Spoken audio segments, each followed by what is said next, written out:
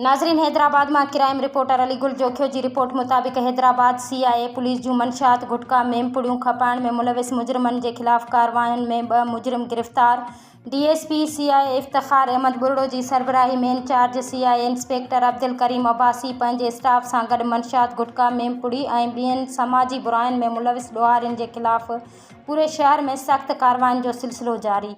CIA Hyderabad हिकु खुफ़िया information ते पंजारी थाणे जे हद में कार्रवाई कंदे मंशियात डीलर हनीफ़ उर्फ बर्मा के 1 किलो 78 ग्राम चर्स समेत गिरफ़्तार करे वरितो। गिरफ़्तार डीलर हिन खां पहिरियां बि मंशियात जे 4 केसनि में चालान थी चुको आहे।